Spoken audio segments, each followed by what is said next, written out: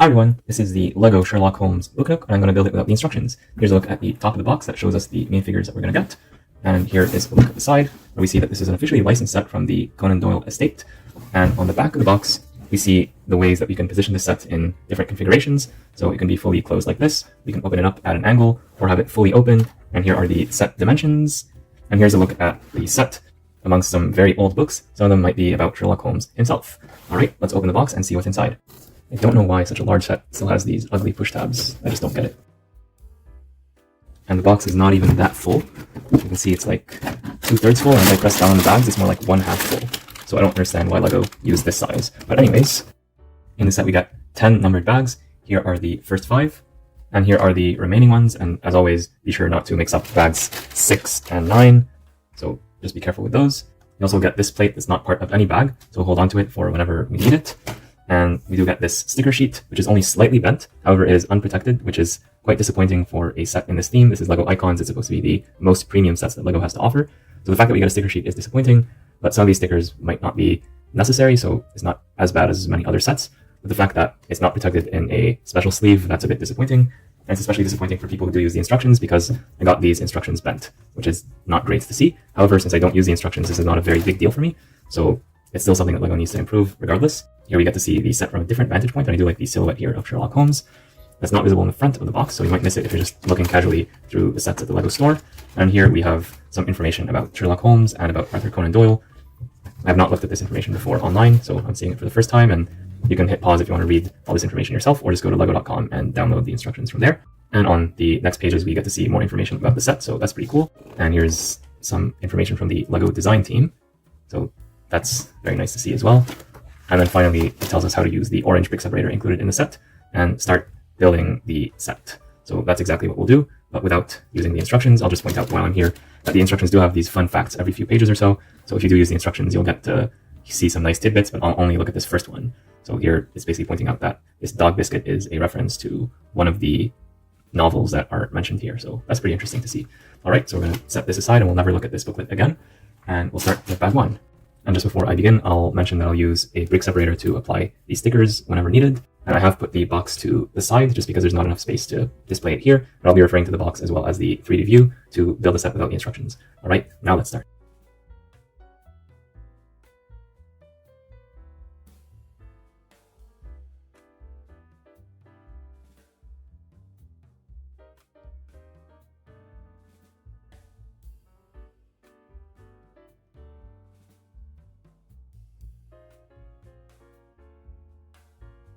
Bag 1 gives us the Dr. Watson minifigure, as well as the base and a little bit of the facade for the elementary bookstore. A bookstore for a book nook now, that's pretty appropriate.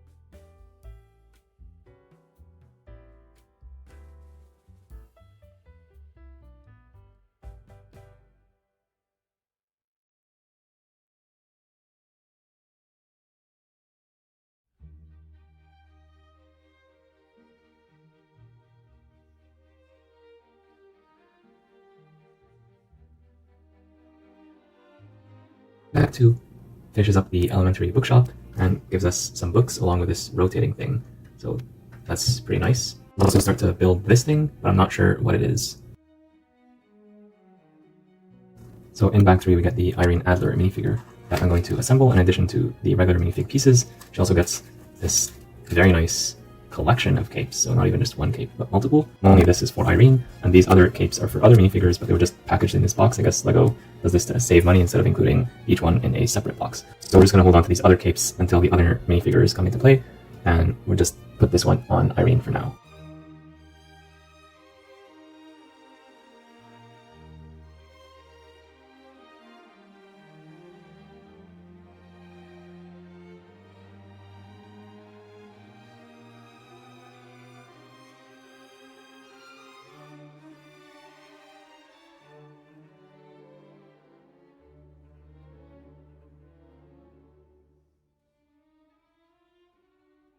Bag 3 builds the upper floor of this facade, as well as this geared mechanism right here, which was quite surprising to me because I was not expecting to see this here and not attached to this thing.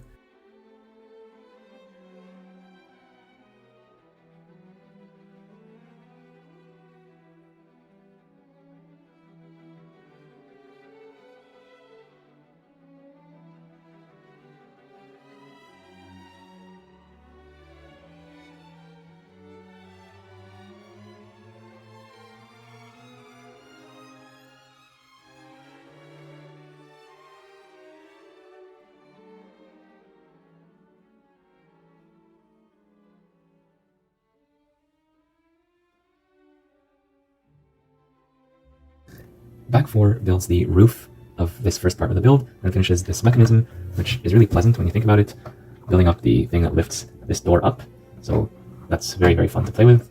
We also build most of this facade right here, and yeah, just finishing up the roof as well as these components here that essentially make up this strip at the front of the set, depending on how you want to look at it. So we're starting to see where this is going. And we can set all of this assembly aside while we build the other side, starting with bag 5.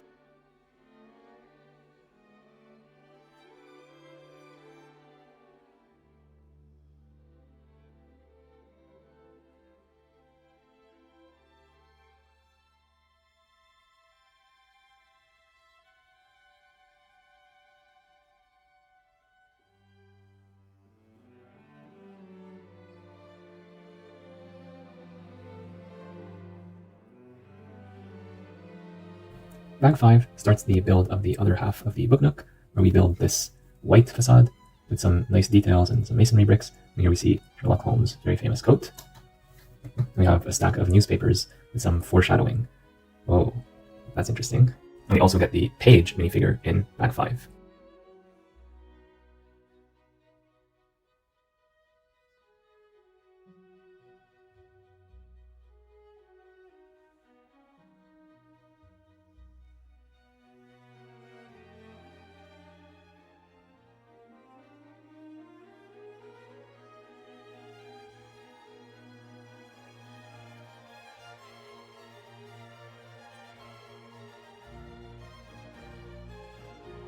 Bag 6 continues the build of this upper part of the ground floor, as well as a little bit of the side right here. So there's not that many pieces, but it takes a while to figure out where to put everything, especially here where it's narrow and it's hard to clearly see what's going on.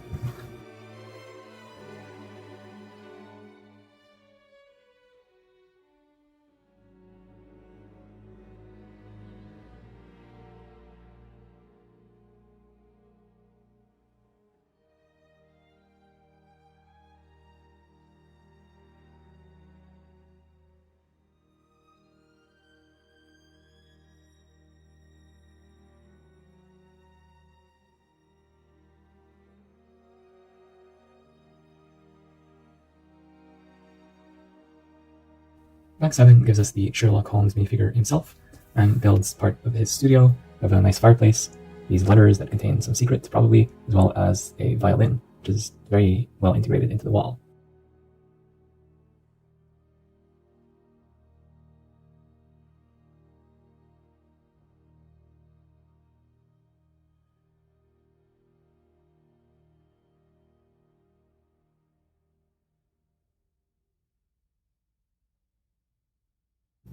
So at some point in bag 8, we start putting the pieces together after we're done with this thing, which is basically a door or a window into this facade. We have to join the two halves together in order to build on top of those pieces.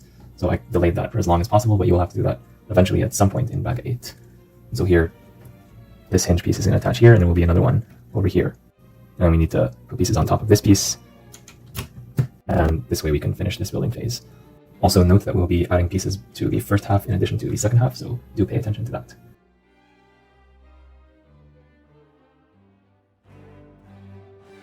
Bag 8 gives us the hinging door here, which is like a dollhouse thing to look into Sherlock Holmes' main living area, and it finishes up this middle part right here. Very interesting design choice, and we build the hinges and we add some pieces to fill in the blanks from before. We also build this roof.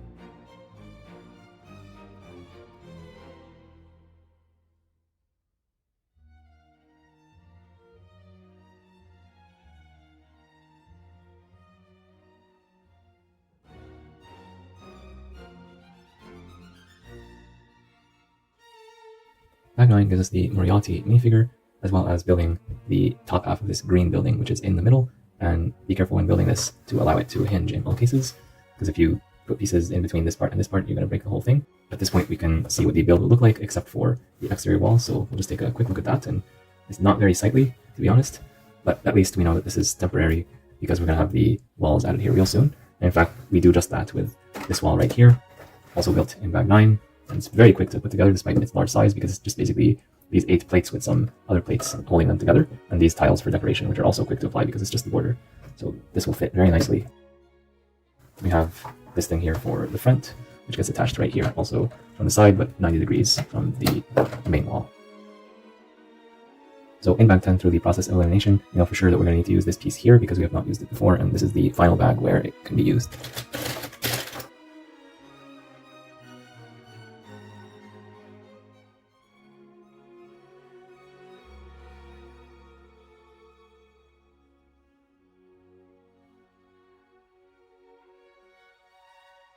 Bag 10 finishes the build with this book cover right here, featuring Sherlock Holmes' silhouette, which is very well done by the way, and a bunch of final pieces just along this front facade, including the Baker Street printed pieces, as well as these lamps. The way I built the set, I did not use these pieces right here, although I'm sure they're used somewhere in the build, and if I find out where, I'll just sneak them in because there's only 4 of these pieces, in addition to the regular extra pieces that we get in every set.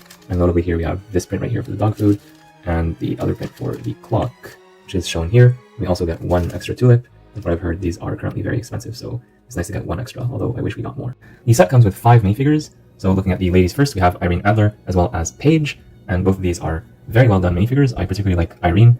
All the minifigure parts are very well designed and well executed, and I'm just very happy to get this figure. I love the printing. There's a bit of, I think, metallic printing here for the tie, and everything else just fits so nicely. Here's a look at the back print, as well as the alternative expression, which is a bit more upset. And the back printing here is simple, simpler than the front at least, but still nice to have. And of course we do get this cape, which is a little bit crinkly. That's not too bad. And here are both alternative expressions in context. And yeah, I'm just very happy with both of these figures. The Paige figure uses androgynous parts, at least in my opinion, so you could interpret this to be a boy if you want to just ignore the story and just consider this to be whatever you want it to be. Again, the printing here is black on blue, which is not very easy to see, except for this part here at the top. And yeah, this I think is a perfectly usable torso for both boys and girls. And even the face here, it's not feminine specific in my opinion, so you could use this for any character that you like. Moving on to the famous duo of Sherlock Holmes and his buddy, Dr. Watson. And here is a better look at both faces, especially with this cap part of the hat angling down. It's a bit hard to see the full expression if I just put this completely perpendicular to the table. So again, here they are, and we'll take them around for a spin. I do appreciate the cape for Sherlock Holmes. None of them have alternative expressions because they would otherwise be visible on the backs of the heads, so that is expected at this point. And that's totally fine. And here's the back printing for the Sherlock Holmes torso. I believe that this torso is exclusive to the set, and it's a pretty nice torso, so I'd like to see this available in more sets because you could interpret this as a detective or just a gentleman from the time, especially from England and other related parts in the world in the 1800s and maybe early 1900s. So yeah, very good minifigure parts. You could use them for the Sherlock Holmes story, or you could use them for your own custom minifig creations with these parts. And Sherlock does get a magnifying glass accessory that actually works, so you can zoom in on something but you gotta bring it really close, and then you can start to see some details. And Dr. Watson gets a briefcase as well as a walking cane, which were the style at the time. This is a Harry Potter wand, just holding it sideways, and the briefcase contains one of this piece, the dog food piece, and that's a reference to one of the Sherlock Holmes books, and that was mentioned in the very first instruction step when we put this minifigure together. The last minifigure ran away and is currently hiding, so we're gonna have to look at the set and maybe get back to him later if we can find him. And the set itself is very nice. It's very well presented in this open form. So basically we have here a facade. I'm going to spin this around without modifying it just so you understand what this is about. So you can kind of see that it's very thin here, and here it's a bit thicker. And then as we keep spinning it around, we get to see the full footprint of the thing. And now we see it from the back, and I really like the silhouette of Sherlock Holmes. It's basically like an open book at this point. We're looking at the book cover, and then the stuff on the inside is like the contents of the book. So that's pretty nice, and the lamps make sense even when the book Nook is in its open form. It's nice to see some lamps here and here, although of course they do not actually light up. That would have been great though. So continuing our rotation, we get to see Baker Street, although we only read Baker here, the street is on the other side. So yeah, looking at it from this angle, try to see if I can get the camera to focus, we can kind of imagine that there's other stuff on this side, but this street right here looks pretty nice when you look at it from that particular perspective. And so now that we've looked at the whole thing, let's look at the transformation features before looking into some of the details. So this whole thing is foldable, and you can fold it like this to have a 90-degree angle. So that's one other different look. And you can kind of imagine more stuff here in the middle. So you can kind of think of this as a town square, or you could close it off completely. And this is one of the options that is shown on the box. And because of this forced perspective, you have like this avenue of buildings now on two sides, on this side and this other side. And because of the narrowing of the buildings, you get to see as if you're really walking a long distance down the street. So it's a very nice optical illusion. And in this case, you get to see the book covers, one on this side and one on this side. Around the back, from this perspective, it doesn't look too good just because of all the mishmash of black, dark bluish gray, light bluish gray, and a little bit of white.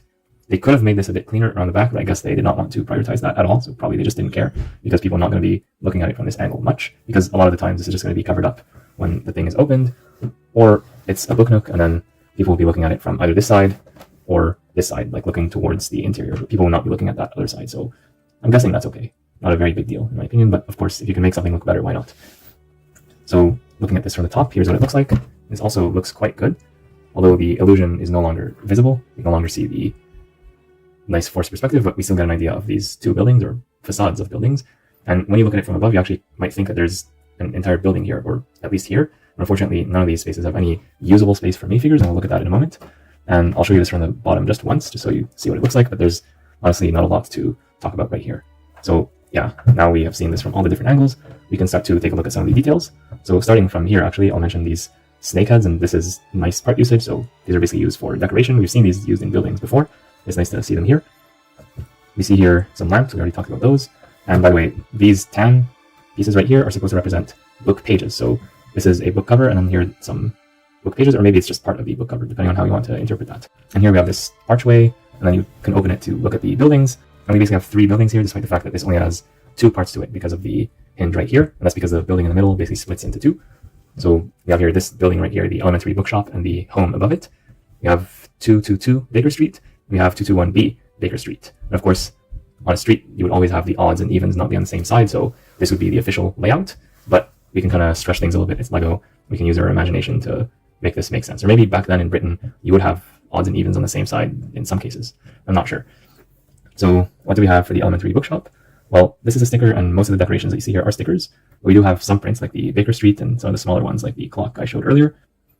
So what do we have here? Well, we can open this door and take a look at what's inside. And I'll just bring that closer to the camera. And it's basically a couple stickers.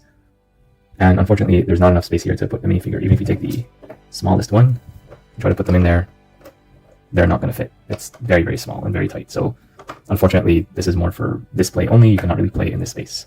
So kids are probably going to be disappointed with this set if they want to use it as a playset unmodified. You can play around here in the sidewalk, and that's it, basically.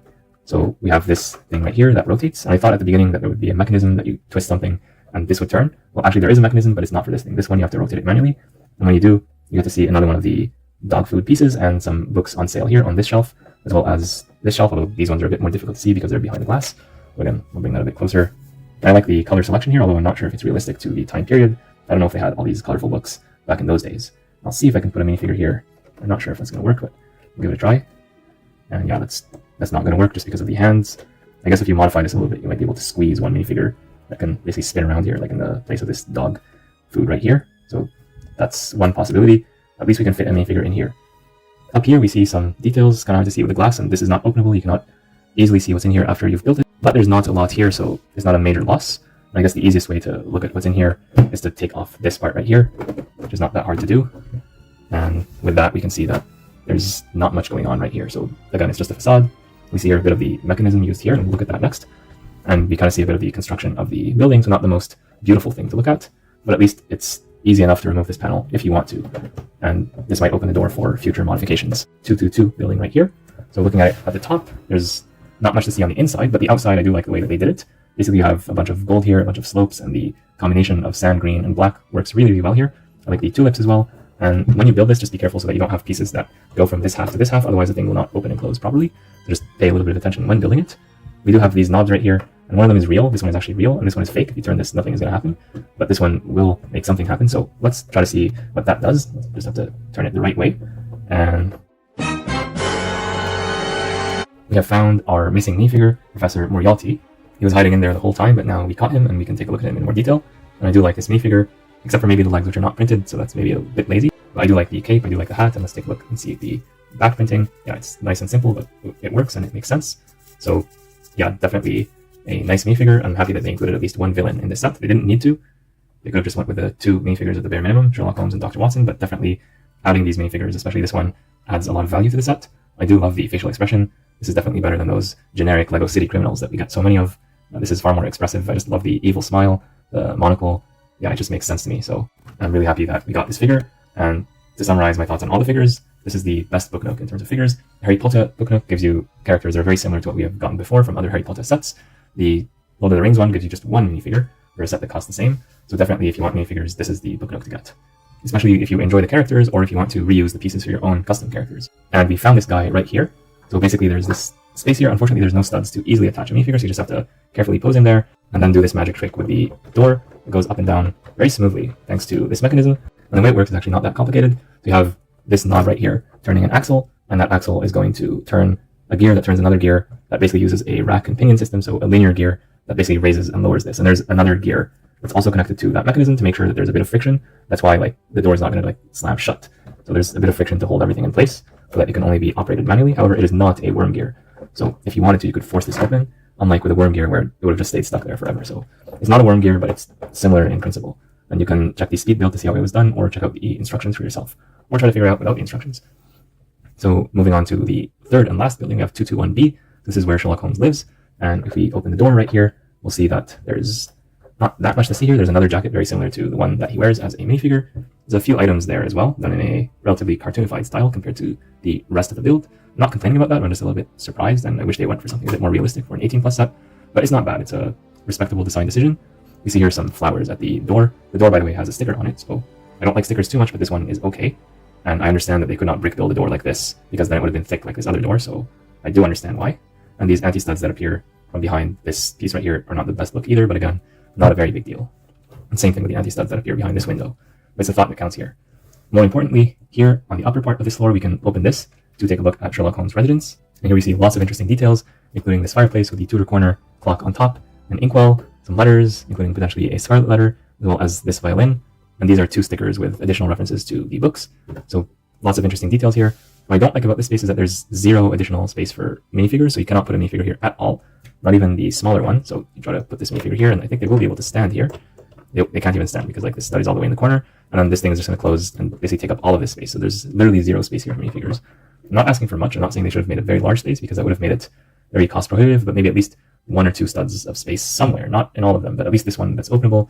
Let us put 1 minifigure somewhere in the corner at the very least, or if not inside, at least on the balcony. And here we're going to struggle to put a minifigure even in the balcony because it's only 1 stud deep. So I do think they could have improved this part at least, because expanding the balcony doesn't really cost much in my opinion. Like, you're going to bring it out slightly, it's not going to change the dimensions of the rest of the set, and it's not going to significantly alter the piece count or anything else. The design, like, this, yeah, you just bring this out a little bit more to let minifigures stand there. I think they should have gone with that, honestly.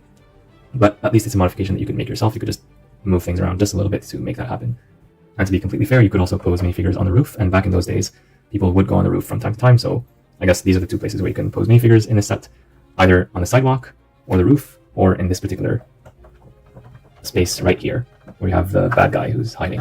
So those are the only places for minifigures in the set, but at least they give us those, and with some modifications, I'm sure you can create more spaces for your figures if you want. Talking about the design of the whole thing, there's lots of studs on the side construction, which I appreciate. There's lots of tiles, there's lots of good color balance, there's lots of flowers here, here, here, all throughout, so I like all of that.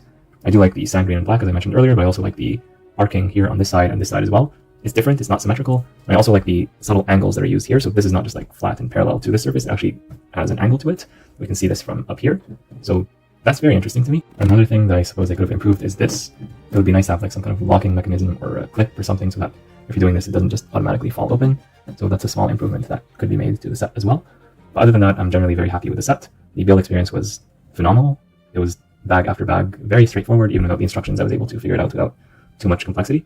And I appreciated all the nice part usages. For example, here the lightsaber hilts recolored to gray used for the balcony. I like the foliage pieces like the tulips here, which are still quite rare. It's nice to get them.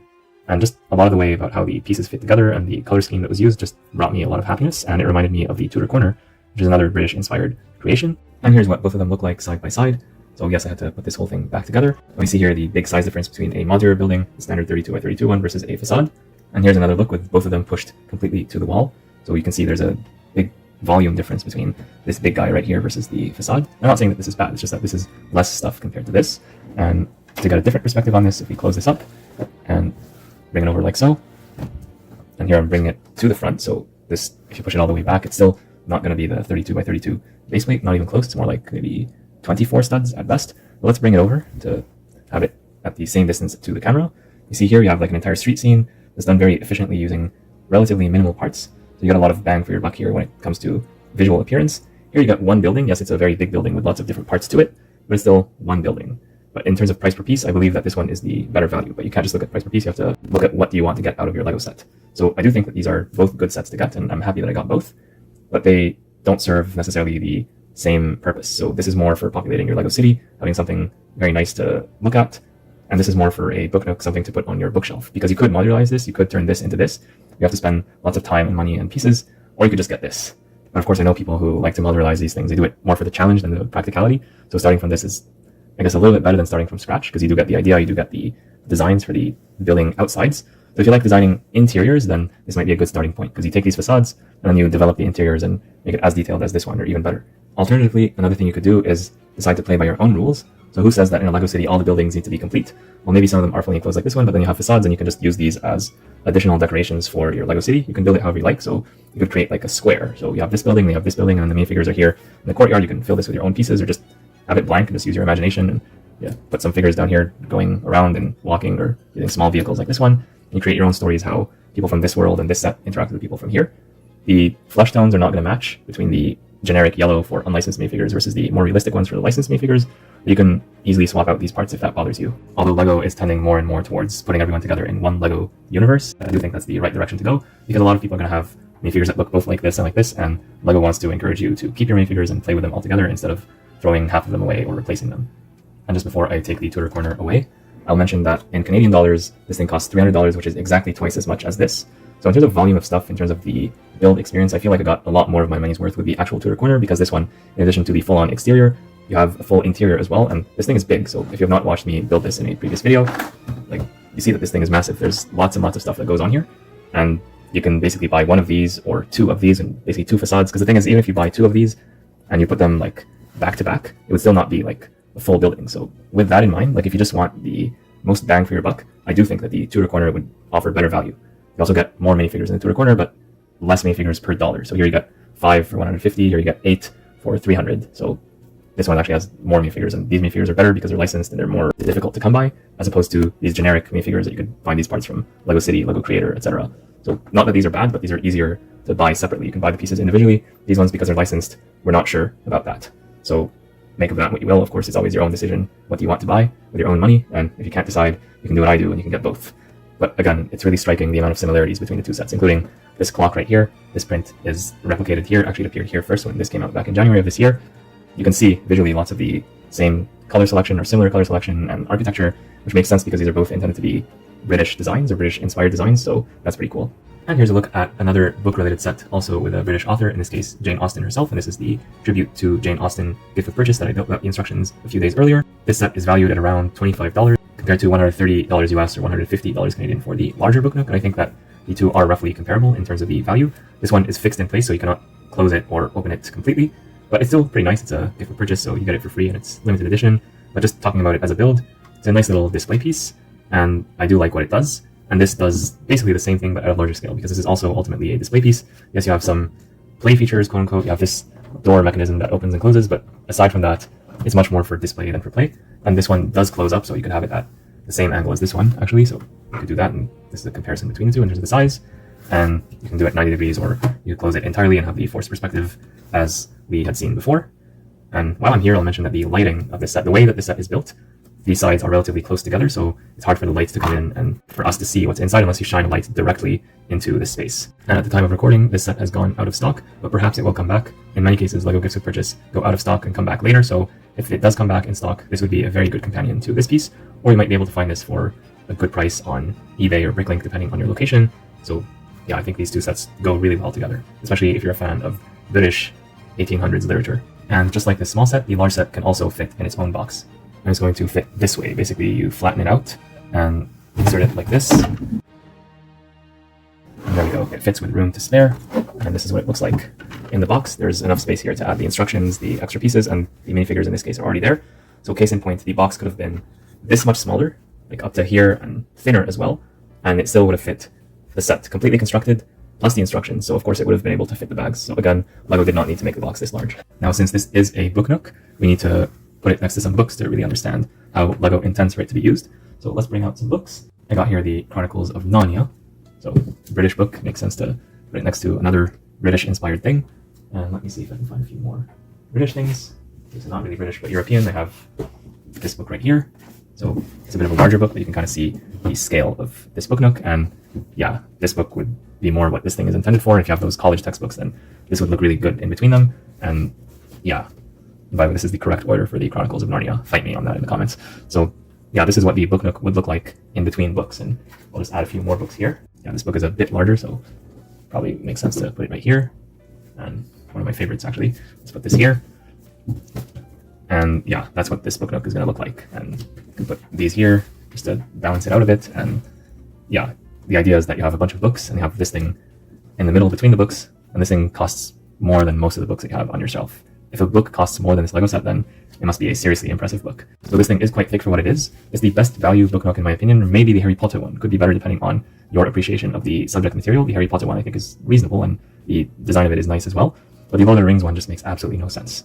I cannot understand how you just have like a frame plus a small little thing that should cost $25 if it came out in any other set plus one minifigure. That thing costs the same as this. Yes, there's like a few flames around the frame, but that doesn't really justify the price. So of the book Nooks, this is one of the better ones. But still, in terms of price and value, when I compare this to the Tudor Corner that we looked at not long ago, we do really see a big difference in terms of the value. So I'm not going to say that this is bad value. I just say that the Tudor Corner is better value for money because you get a lot more out of this set, in my opinion. On the other hand, this is not something that you can put between books. So it depends on what you're looking for, but just in terms of value for money, I think that the Tudor is better. This is okay. If you give this like a 20% discount, I'd be much more inclined to recommend it. And I know I say that a lot, but that's just because Lego prices are not what they used to be. Lego is getting quite expensive, so it's hard to recommend sets at the regular retail price most of the time. I did enjoy the build without the instructions. I did enjoy the minifigures, and I think there's lots of good things about this set. On the other hand, it's just a facade, so it depends really on what you're looking for. So I would say that this is more of an 8 out of 10 set for me, compared to 10 out of 10 for the minifigure vending machine or the Tudor Corner. Those are must-have sets. This is a set, if it retired and I did not get it, I would really want to get the minifigures more than anything else, but at least I got to participate in the Book Nook craze of 2025 by getting this set. But what do you think? Let me know in the comments down below. Be sure to like and subscribe. And do you want me to make a Lego build based off of any of these books if you're familiar with them? Let me know also in the comments down below. And be sure to like and subscribe if you have not already. And I'll see you all in the next one.